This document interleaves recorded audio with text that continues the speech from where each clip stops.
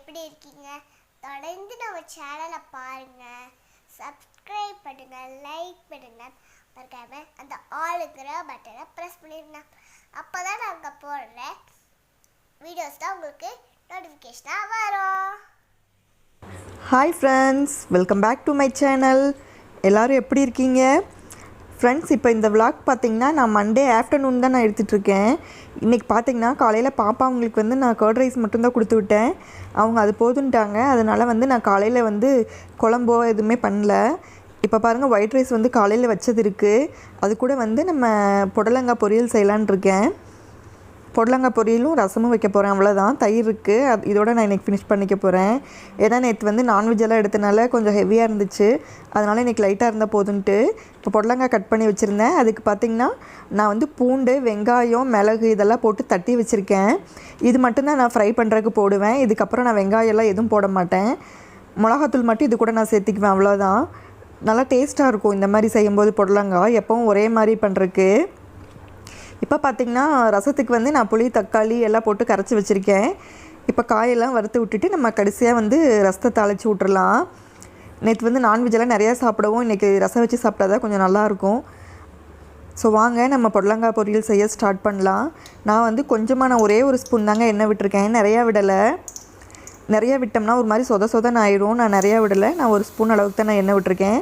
கரெக்டாக இருக்கும். பெரிய புடலங்காயாக ஒரு புடலங்காய் எடுத்து வச்சுருக்கேன். அப்போ கூட ஆனால் இந்த அளவுக்கு எண்ணெய் கரெக்டாக இருக்கும். எண்ணெய் காயிட்டும், காஞ்சதுக்கப்புறமா நான் ஒரு ஸ்பூன் கடலப்பருப்பு போட்டுக்கிறேன். பொரியட்டும். பொரிஞ்சதுக்கப்புறமா நம்ம அந்த பூண்டு, வெங்காயம், மிளகு இதெல்லாம் பொடிச்சு வச்சுருந்தோம்ல, அதை இதில் சேர்த்திக்கலாம். 1க்கு 2 தான் தட்டி வச்சுருக்கேன், அதை நான் இது கூட சேர்த்திக்கிட்டேன். கொஞ்சம் இந்த பச்சை வாசமெல்லாம் போனதுக்கப்புறமா நம்ம காயை சேர்த்திக்கலாம்.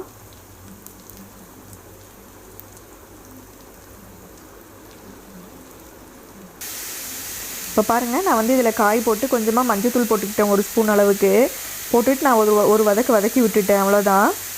இப்போ அது நல்லா தண்ணி விடட்டும். தண்ணி விட்டு அந்த தண்ணியில் அது கொஞ்சம் வெந்துக்கட்டும். அதுக்கப்புறமா நம்ம வேணுங்கிற அளவுக்கு தண்ணி விட்டுக்கலாம். இந்த மாதிரி பொரியல் செய்யும்போது கொஞ்சம் டிஃப்ரெண்ட்டாக நல்லா இருக்குங்க.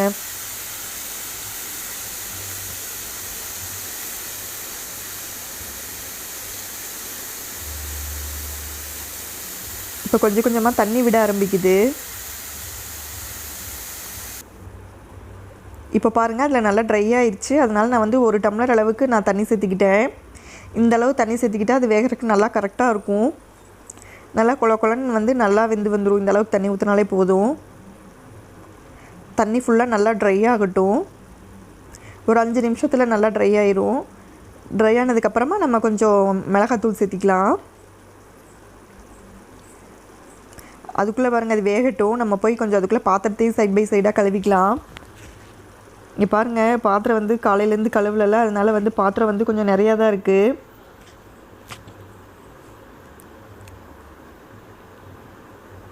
நம்ம அந்த காய் ஒவ்வொரு வேலையை செய்யறதுக்குள்ளே இது கழுவினோம்னா சரியாக இருக்கும்.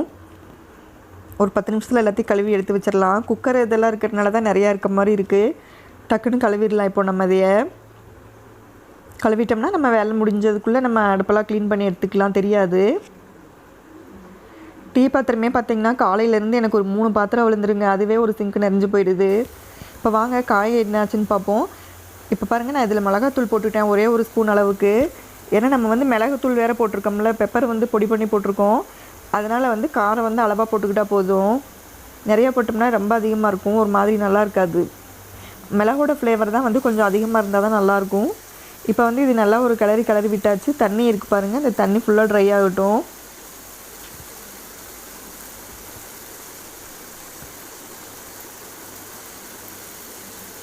அந்த தண்ணி ட்ரை ஆனதையும் ஒரு சிம்லேயே வச்சுக்கலாம். சிம்மில் வச்சுட்டு ஆஃப் பண்ணிட்டோம்னா நமக்கு கரெக்டாக இருக்கும்.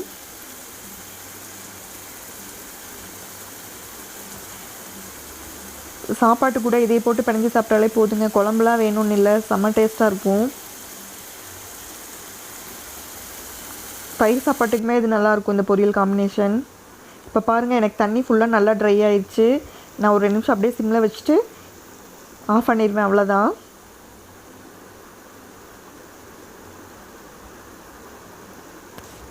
பாருங்கள், நான் ஒரு ஸ்பூன் தான் எண்ணெய் விட்டேன், அதுக்கே வந்து நல்லா கரெக்டாக தான் இருக்குது. இதுக்கு மேலே எண்ணெய் விட்டோன்னா ரொம்ப ஆயிலியாக இருக்க மாதிரி இருக்கும். இதை நான் வேறு ஒரு பாத்திரத்துக்கு மாற்றி வச்சுட்டு இதில் நான் கொஞ்சமாக சாப்பாடை போட்டு கிளறிக்கிறேன். பாருங்கள், நமக்கு சுட சுட புடலங்காய் பொரியல் ரெடி ஆயிடுச்சு.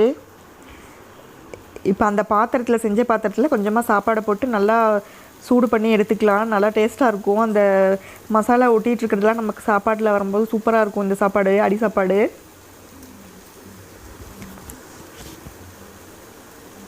ஒரு கரண்டி அளவுக்கு தான் போட்டேன். அப்போ தான் கொஞ்சம் நல்லா காரமாக இருக்கிற மாதிரி இருக்கும். ஒரு கிளறிட்டு கொஞ்சம் நல்லா சாப்பாடு சூடாகிட்டும். காலையில் வச்ச சாப்பாடு ஆறிடுச்சு, அதனால் நான் வந்து கொஞ்சம் நல்லா சூடுபடுத்தி எடுத்துக்கிறேன். சூடாக சாப்பிட்டா செம்மையாக இருக்குங்க இந்த சாப்பாடு. சூடானதுக்கப்புறமா இதை நம்ம மாற்றி வச்சுட்டு நம்ம ரசத்தை தாளித்து விட்டுறலாம், அவ்வளோதான்.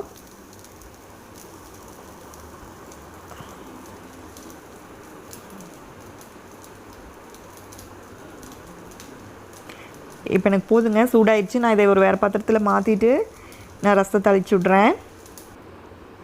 இப்போ பாருங்கள், இதையும் நம்ம ஒரு பாத்திரத்தில் மாற்றியாச்சு.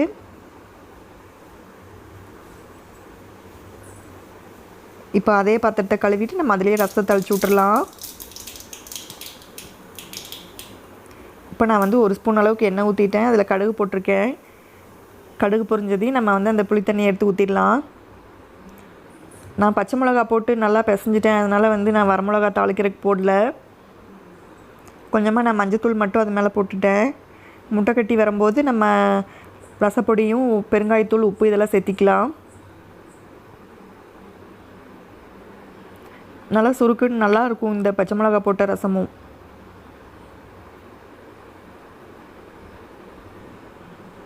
இப்போ பாருங்கள், நல்லா முட்டை கட்டி வந்துடுச்சு. நான் வந்து இதில் கொஞ்சமாக இப்போ ரசப்பொடி பெருங்காயம் தேவையான அளவுக்கு உப்பு சேர்த்திட்டு இறக்கிடுவேன், அவ்வளோதான். இப்போ இதையும் எடுத்து மாற்றி வச்சிட்டோம்னா நம்மளோட லஞ்சுக்கு வந்து ஃபுட்டெல்லாம் ரெடி ஆயாச்சு, அவ்வளோதான். சூடான சாப்பாட்டில் ரசம் ஊற்றி இந்த காய் வச்சு சாப்பிடும்போது செம்மையாக இருக்கும் டேஸ்ட்டு. இப்போ நான் ஒரு வேறு பாத்திரத்தில் மாற்றி வச்சிட்டேன். இப்போ நமக்கு வந்து ரசம் காய் எல்லாம் ரெடி ஆகிடுச்சு, அவ்வளோதான். இப்போ வந்து நான் ஒரு டீயை போட்டு குடிச்சிட்டு அப்புறமா வந்து நான் வீடு வந்து துடைக்கிற வேலை இருக்குது. டீயை குடிச்சிட்டு நம்ம அடுத்து அந்த வேலையை செஞ்சால் கரெக்டாக இருக்கும்.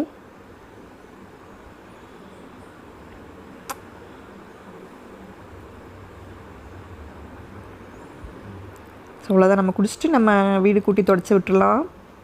நமக்கான இன்றைக்கி வேலையெல்லாம் முடிஞ்சிடும், அவ்வளோதான். இப்போ பாருங்கள், நான் வந்து டீ குடிச்சிட்டேன், பாத்திரம் எல்லாத்தையும் கழுவிட்டு இப்போ நான் வந்து வீடு கூட்டிகிட்ருக்கேன். வீடு கூட்டி துடைச்சிட்டோம்னா நம்ம சாப்பிட வேண்டியதான். பாப்பா அவங்க வர கரெக்டாக இருக்கும். நான் வந்து கொஞ்சம் சீக்கிரமாகவே பண்ணிடுவேன். இன்றைக்கி கொஞ்சம் துணி துவைக்கிற வேலையெல்லாம் நிறையா இருந்தது, அதனால் இப்போ இந்த வீடு துடைக்கிற வேலை லேட் ஆயிடுச்சு. நான் காலையில் 12 மணிக்குள்ளேயே வந்து இன்றைக்கி நான் விளக்கு பற்ற வைக்கலான்னு நினச்சேன்.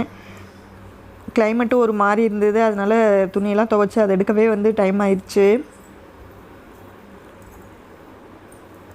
இப்போ வந்து நம்ம எல்லாம் க்ளீன் பண்ணி விட்டுட்டோன்னா சாயந்தரம் கோயிலுக்கு போகிறதுக்கு நமக்கு கரெக்டாக இருக்கும். பாப்பா அவங்க வரக்குள்ளே வந்து நம்ம கூட்டி துடைச்சிட்டோம்னா கொஞ்சம் தொல்லை இல்லாமல் இருக்கும்.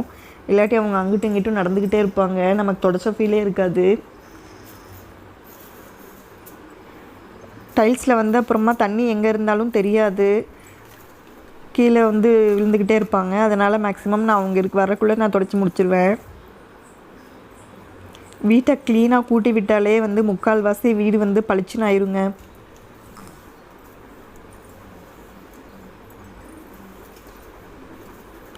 குப்பையே இல்லாத மாதிரி தான் இருக்குது, ஆனால் கூட்டினா பாருங்கள் எங்கேருந்து தான் குப்பை வருதுன்னு தெரிய மாட்டேங்குது.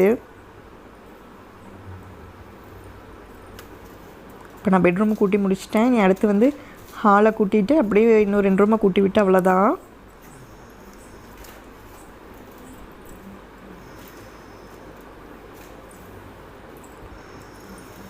அமாவாசைக்கு நாளே துடைச்சி விட்ருவேன். நேற்று நான்வெஜ் எல்லாம் எடுத்தனால நைட்டு துடைக்க வேண்டான்ட்டு விட்டுட்டேன்.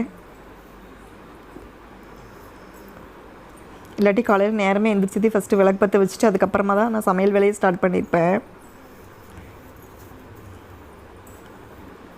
இப்போ அவ்வளோதாங்க, நான் வந்து எல்லாம் கூட்டி முடிச்சிட்டேன். இனி நம்ம வந்து மாப் போட வேண்டியதான்.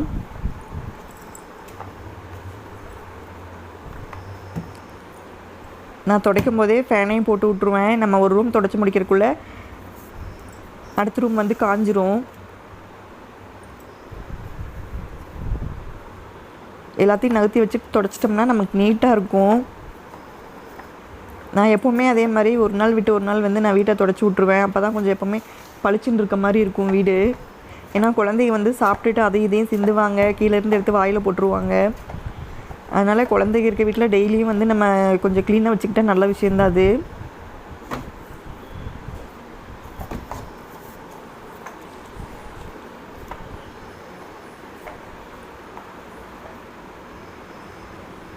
இப்போ பாருங்கள், நான் வந்து பெட்ரூம் துடைச்சி முடிச்சிட்டேன்.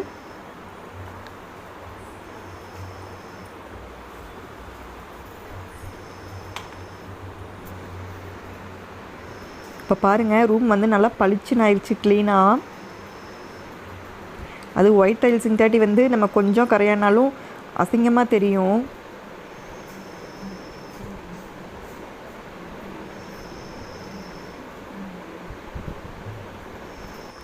அடுத்து வந்து நான் ஹாலெல்லாம் துடைச்சி முடிச்சிட்டேன். ஹாலு அத்தையோட ரூமெல்லாம் துடைச்சாச்சு. இப்போ வந்து கடைசியாக சரி கிச்சனை தண்ணியை மாற்றிட்டு கிச்சனை வந்து துடைச்சிட்ருக்கேன். நம்ம எந்த ரூமை துடைக்கிறோமோ இல்லையோ, கிச்சனை மட்டும் முடிஞ்ச அளவுக்கு டெய்லி துடைச்சிடணும். ஏன்னா வந்து ஏதாவது கண்டிப்பாக அங்கே வந்து சிந்திக்கிட்டே இருக்கும், எறும்பு வரும். அதனால் முடிஞ்ச அளவுக்கு வந்து ஒரு நாள் விட்டு ஒரு நாளாவது கிச்சனை எப்போவுமே துடைச்சி விட்டுறணும்.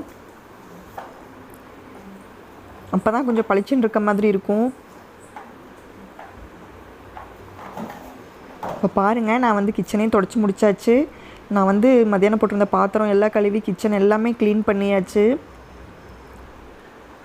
அவ்வளோதான், நம்ம ஒர்க் ஆல்மோஸ்ட் முடிஞ்சுதுங்க. இப்போ பாருங்கள், நம்ம ரூம் இப்படி தான் இருக்குது.